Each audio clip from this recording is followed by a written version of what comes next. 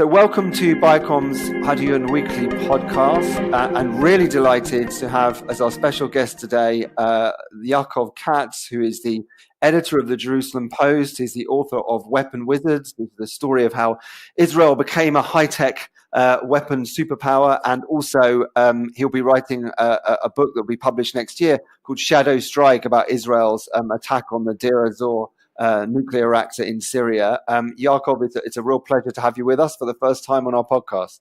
It's my honor. So if we could just kick off and really talk about, what we think has happened this week. I mean, Hamas is kind of claiming victory after firing 500 missiles and mortars into Israel.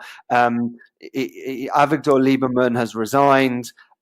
There's a lot of protest against the ceasefire agreement that the government reached. I mean, what's your assessment? I mean, did Bibi Netanyahu come out of this weaker in terms of his security credentials, or does he come out of it as a responsible statesman who did really the only right thing to do in the situation? Well, I think you gave a good kind of distinction of what the different possibilities are. On the one hand, Netanyahu has always prided himself in being Mr. Security, being Mr. Tough on Hamas and on Israel's other enemies.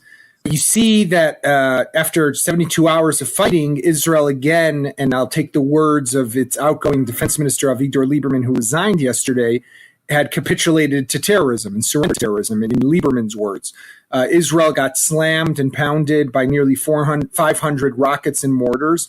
And in the end, really didn't do much damage to Gaza, not much damage to Hamas. And Hamas came out seemingly with the upper hand and more taking the advantage. On the other hand, I think that Netanyahu realizes now 10 years running as Israel's prime minister, 3 years in 13 years in total, if you take his first term in the 90s, that there is no real military solution to the problem that Israel faces in the Gaza Strip. There are other solutions that I would argue Israel has also failed to implement, and we could talk about that. But a clear military victory is not really attainable, and what we can only really hope for here are these rounds of violence to hit them, they hit us, and hopefully we postpone and delay the next round. So I would say that while this is a little unpopular right now, and I've written this, Netanyahu has proven to be a statesman and someone who was responsible. Do you think that the level of deterrence against Hamas has been weakened? Like there's some military analysts who say, they fired 500 missiles and mortars. They fired an anti-tank missile at a bus. That they seem to be able to raise the ante with a more deadly level of attack. I think it's true. I think that today our deterrence, Israel's deterrence vis-a-vis Hamas, is not what it used to be. But I also think that we have to recognize the reality. Right? If you go back 10 years ago, it was this time in 2008 when Israel launched Operation Cast Lead, which was the first real big extensive military operation in the Gaza Strip post the unilateral withdrawal in 2005. Then the prime minister was Ehud Olmert, and Netanyahu was the leader of the opposition. Netanyahu then promised that if he would be elected prime minister in the elections that followed, that he would topple Hamas. He would topple the Hamas regime. But what we've actually seen in the 10 years since, all of which Netanyahu has been prime minister, is that there are these rounds of violence. So we had Cast Lead in 08-09. We had Pillar of Defense 3 years later in 2012. 2.5 years later in the summer of 2014, we had Protective Edge, the Gaza war then. And now, starting this past March, about half a year ago, we've had these few 4 or 5 rounds, each one a day or two, ever since Hamas has started these border protests. So the question that you really have to ask yourself is, if you look at these last 10 years, is there a military solution? And on the other hand, you have to ask yourself, what is the most that we can hope for? I would think that if we look at this pattern, the best that we can really hope for right now, if we decide that we're not going into Gaza, we're not reconquering the Gaza Strip, we're not going door to door to hunt down each and every Hamas member, which would be come at a very big price for Israel as well as for the Palestinians, that we can only at this stage hope for these types of rounds that push off to the next round. It's a cycle. So now we hit them, they hit us, and we have to hope that we're able to push off the next round as far as possible, for as long as possible. That seems to be the best solution that Israel can come up with at the moment. Do you think that we're now at the stage where this has been going on since March? Is this the last big bit of violence? No, I think that there will be more violence. Sort of longer Sadly, calm? I think that there, as long as the situation remains the way it is, right? So our deterrence is eroding. Hamas is riding high now in the wake of what happened over the last week. They also, in their eyes, they succeeded in toppling Israel's defense minister. I mean, that's a huge victory, right, with Lieberman's resignation. So the next round is just a matter of time. There are other things, though, that can be done to try to change this reality, which sadly are not being done. Look, the major problem in the Gaza Strip today is the socioeconomic reality on the ground in Gaza. The fact that you have unemployment of over 50% of young people in Gaza are out of a job. The fact that there is poverty, there's not healthy running water. There's problems with sewage. There's problems with electricity. There's no future for the people of the Gaza Strip. I'm not saying that Israel's to blame. Israel is not to blame. Hamas is to blame. But there are steps that Israel can do that can try to change that reality. And it's not just allowing in $15 million in cash from Qatar in suitcases into the Gaza Strip. What about trying to create a port somewhere for the Gaza Strip? What about allowing Palestinian workers from Gaza into Israel, of course, after security inspections and checks? What about allowing Palestinian produce in Gaza to be exported to the world? What about allowing the insertion of factories and plants and investments? What about trying to find a way to help reunite the Palestinian people, that the Palestinian Authority can reestablish a presence in Gaza? There's a lot more that can be done, that these are levers that can actually have a real impact and have the ability to postpone the next conflict without the needing to use war. But here's the problem, James, is that to do those things, you have to pay a political price, right? Anyone in the Israeli government today who says, you know what, the solution to Gaza is to let Palestinians from Gaza into Israel to work would be immediately coined a leftist. Anyone in the Israeli government who says the solution to Gaza is to let the Gaza Strip have a port in Cyprus that's monitored with international monitors, etc., would be coined a traitor of Israel. So because of the politics that are involved here, sadly, we're not able to really do what needs to be done. Mm. Is it also the case as well that any kind of package of measures like you've described can only really be granted once there's been some kind of deal where anyone in Israel would have to feel that they've got something in return to allow that to happen? And that something in return always ends up being the return of the bodies of Israeli soldiers from 2014, the return of the Israeli citizens that are being held. Look, I think you're right. I think that politically what I'm suggesting is not viable because of the fact that these soldiers and their bodies and the Israeli citizens who are also being held in Hamas captivity are not being released. And therefore, any Israeli politician who would agree to this package of measures or concessions would be seen as being weak. But we also have to realize, and I think that Netanyahu showed that this week, that sometimes the tough decision is to take the responsible one, but it'll come at a political price. The fact everyone, if you think of what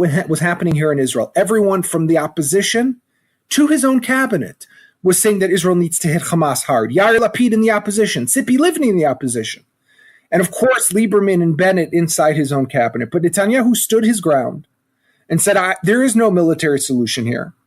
I want to avoid conflict because it won't end with a different reality. We will end this war in the same place that we started it. So what's the point? And he took the tough decision. And to that, he deserves credit. I have a lot of criticism of Netanyahu, but I think on that decision, he actually deserves credit. So you see that sometimes they are able to take those decisions. And I think sadly, when it comes to the Israeli soldiers as well, Hamas is holding them hostage, but we can't let those bodies also hold the country of Israel hostage, right? It's a sad state of affairs, but the fact that a couple of the bodies of 2 soldiers and 2 Israeli citizens are being held in Gaza can't be something that stops the country from making decisions that will change the strategic trajectory, potentially, of the Israeli-Hamas relationship. That doesn't make sense either. So moving on from that to what we saw happen with Avigdor Lieberman yesterday, this had been brewing for quite a long time. We've had a kind of spat between Naftali Bennett and Avigdor Lieberman for a few weeks, it felt like, maybe longer, about the toughness of the response. And it definitely felt like Lieberman was getting very kind of uncomfortable in his chair in the defense ministry. And at some point, there might be a moment where he leaves. And at the same time, it was expected by a lot of people that when the election runoff and the municipal elections ended, there might be a very quick move to elections. But it wasn't expected that it would necessarily happen in this way. So would you agree that Avigdor Lieberman is actually what we call in London, like he's played a blinder? He's actually done pretty well. Yeah, I would say that Lieberman had no choice in the aftermath of what happened. He was pushing a more hardline approach to Gaza for a long time now. His approach had been dismissed consistently by Netanyahu, by the IDF, by the rest of the cabinet. And from him, from a political perspective, knowing that elections are anyhow going to take place sometime in the next year, right? Israel has to go to elections by next November, and all predictions are that they will take place sometime in the next 6 months. It was the right move for him from a political perspective. I think that, on the other hand, he took a gamble, because Netanyahu has an interest to distance himself and the elections from Gaza as far as possible, right? Netanyahu does not want to go to a snap election right now because he's been burned by the aftermath of Gaza. You see the protests on the streets of Sderot and elsewhere in the south, where residents are frustrated with this government, with the Likud party, with Netanyahu for the way the Gaza, the latest round ended. And it would be in Netanyahu's political interest for elections to be held as far away as possible so he can distance himself. If he succeeds in doing that, I don't know if people even remember why Lieberman resigned, how he resigned, and what the circumstances were behind his resignation. If, however, we go to elections sooner rather than later, it could pay off with more votes and more Knesset seats for Lieberman. So it was a gamble, but it might end up being the right one. So that takes us to the next question, which is the immediate pressure now on Prime Minister Netanyahu, where, for the logic you set out, he would want to create distance between what's just happened and actually calling that election. But yet you've got the Jewish Home Party agreeing last night that they're going to leave the coalition unless Naftali Bennett is made defense minister. Well, let me say two things. One is that I think it would be reckless and irresponsible for Benjamin Netanyahu to hold on to the defense portfolio. He is currently Israel's prime minister, Israel's foreign minister for the last 3.5 years, and Israel's health minister. It would be reckless for him also to be at the same time Israel's Minister of Defense. We all know and we've seen the erosion of Israel's foreign ministry in the last few years without a full-time minister. And I don't think that Israel should allow for the prime minister to also be defense minister at the same time. As a matter of fact, at no point in Israeli history has an Israeli prime minister held both of those top portfolios at the same time. You've had Israeli prime ministers who have also been defense minister at the same time, or who have also been foreign minister at the same time, but never all three at once. And I think that would be very bad for the state of Israel. So with that said, the question then comes down to Bennett's ultimatum. Now here we have to ask ourselves an important question, right? And you touched on this. Netanyahu has an interest to distance himself from Gaza when the next elections will take place.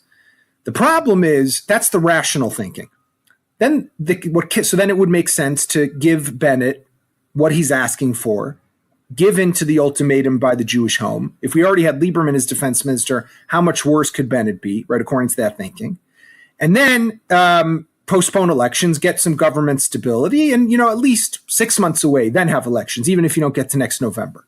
But then there's the emotional side of things. And I think that the relationship between Netanyahu and Bennett is not just one of a political rivalry or of political rivals. There is a lot of emotion that plays in here. And I know of it because I worked with Bennett in the past and I've seen how that relationship works. There's a lot of emotion, a lot of distrust, a lot of disdain, and it would be difficult for me to see how Netanyahu does end up giving that to him, although anything is possible. If he thinks of his political survival and what is in his best political interest, it might make sense to give it to Bennett. But if the emotions take over, and as we've seen over the years of Netanyahu's rule and reign, emotions tend to trump any other consideration, especially when his family starts to get involved, then it will be difficult to see how he ends up giving Bennett that portfolio. Look, I think that he has three options, essentially. One option is to say, I'm taking the portfolio to myself and then run the risk of going to elections. And if the Jewish Home has already made this ultimatum, I think that this time they will stand by it and they will pull out of the government. The second option is to give in to Bennett's ultimatum and to give him the Ministry of Defense. And the third option, which no one's really talking about, and I don't know if this would satisfy Bennett, is to keep the defense portfolio and make Bennett the foreign minister. I don't know if Bennett would go for it. I don't know that Netanyahu would go for it. Netanyahu also has to consider at the end of the day that either of those portfolios given to Bennett, whether it's foreign, whether it's defense, would give Bennett, who's been education minister for the last 3 years, a big boost ahead of elections, right? The foreign ministry being foreign minister would give him an open door to any capital around the world, to meet with any world leader, to speak at any major forum, to be on television whenever he wants. It would give him major publicity and a lot of high-ranking kind of credentials. The same with defense ministry, right? If you become defense minister, you're touring with the IDF, you're flying in helicopters, you're sitting in cockpits, you're going to the Pentagon, you're meeting with, the national security advisor in the White House. Those are that has electoral value as well. And the question is, would Netanyahu want to boost also, even if you put emotions aside for a moment, would he want to give a political rival of his such a boost ahead of elections that are to come? So there's a lot of considerations here, and I don't think that Netanyahu has made up his mind yet. It'll be interesting to see what happens in the next couple of days. Very interesting. Well, Yaakov, I think we're out of time. Thank you so much. We covered a lot of ground, and we hope to have you with us again soon. Thank you.